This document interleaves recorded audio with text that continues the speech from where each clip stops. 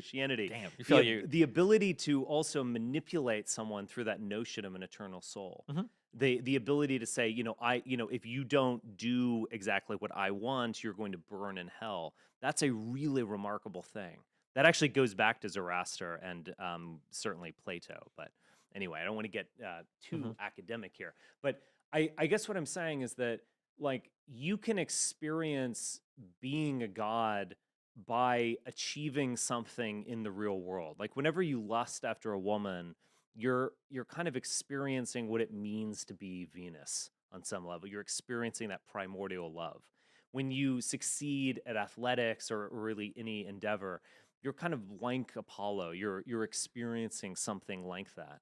So with paganism, it was a what's called paganism. It's funny that paganism just means like peasant or whatever, rural person. But what you're experiencing, that ancient religion, is just a fundamentally different concept. You didn't have to believe that there was an actual Zeus or Apollo. I don't think anyone did. It was more of this, because people say, like, you're inventing a new religion, no one actually believes in it, you don't believe it in yourself. No, it's about kind of like fundamentally reorienting our worldview, where we're not falling into the Christian trap of, fearing hellfire and damnation and needing to sacrifice something to end all sacrifice and all that kind of stuff. We're not thinking about an afterlife, that's where we exist. It's like we're thinking we need to build the Tower of Babel right here, like right here where we live right now. That we should build out of brick a great civilization. Yeah, So I mean, it's I don't necessarily ultimately disagree with you. life Yeah, affirming. I feel like you can shade Christianity to have these same views while still being Christian. And I'm sure some Christians would agree and some would disagree, but sure. Yeah. No, I think Christianity has been kind of shaded in that way, as you say, but I don't think it can really escape itself.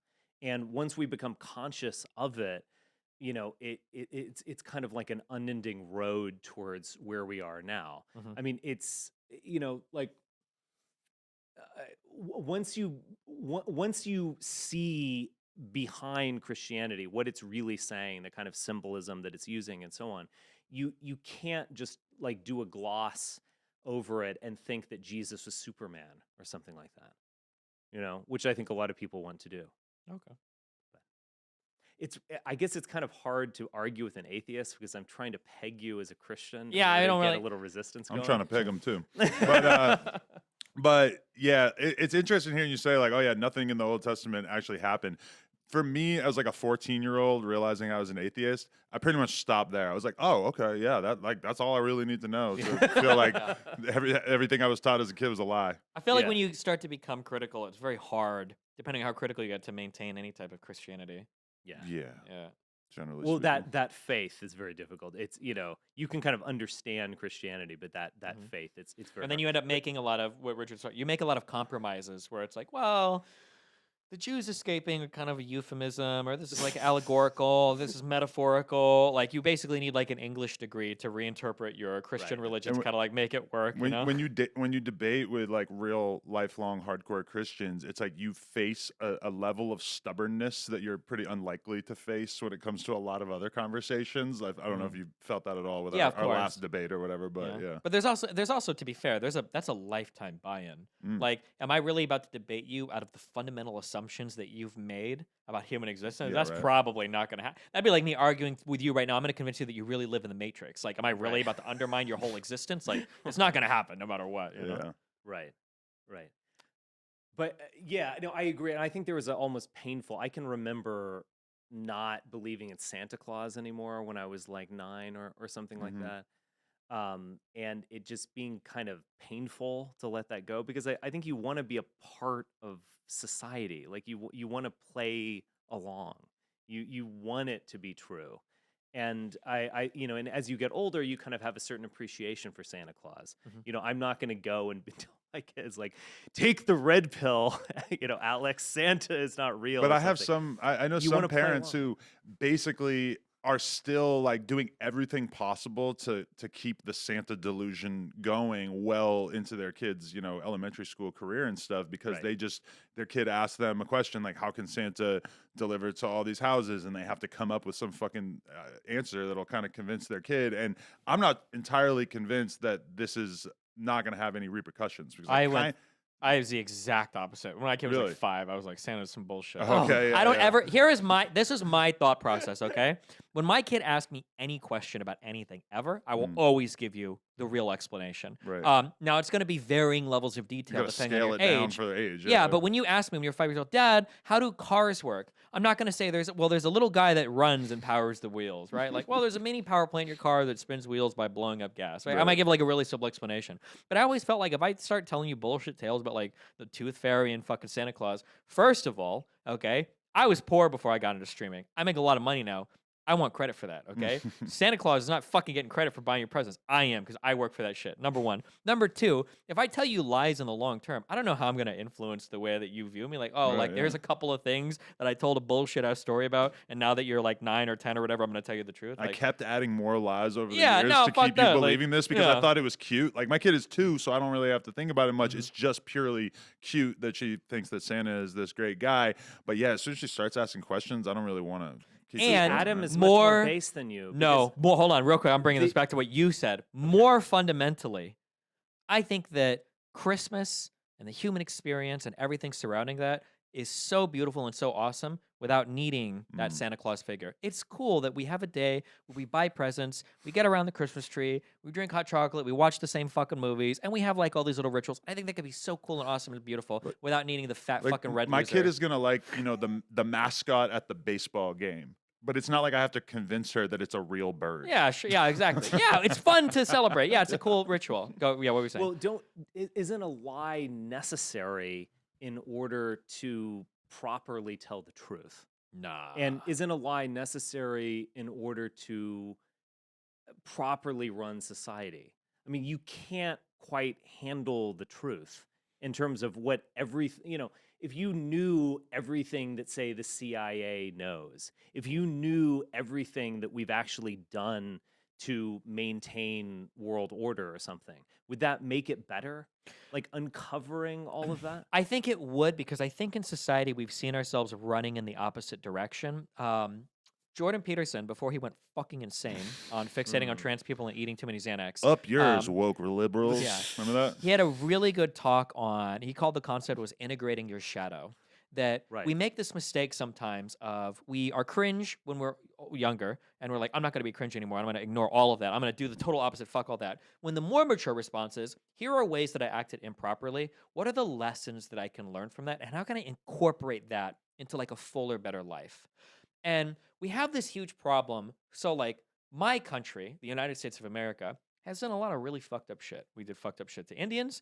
We did fucked up shit to African Americans. And we did fucked up shit in the 50s, 60s, 70s in South America, Cold War stuff. We've done a lot of fucked up shit. I still love my country, but I recognize that we're flawed. We're not perfect.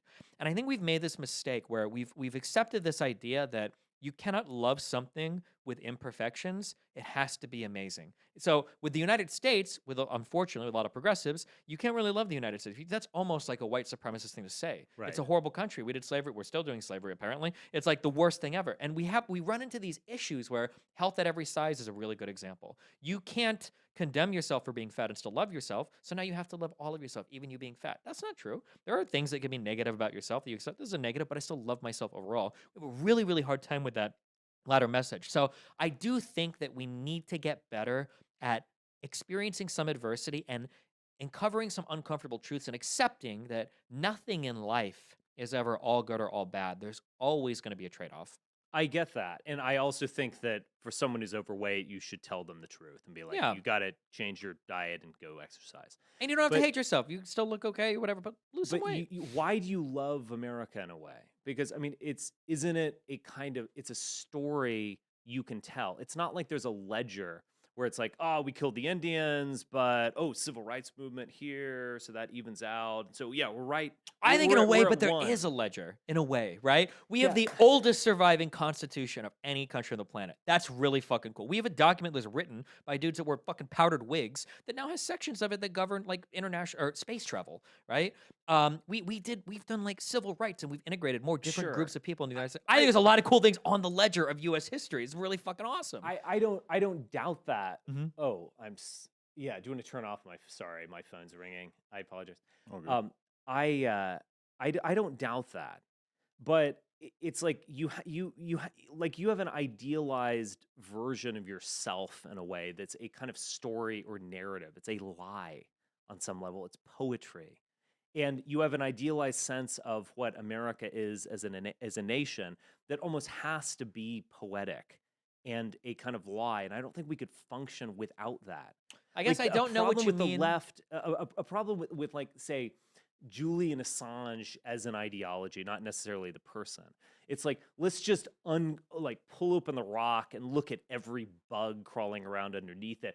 Oh, you think your local sheriff is a nice guy. Well, look at this. Look at these photos I have of him of extramarital affair, or, punching someone in the face in high school or whatever.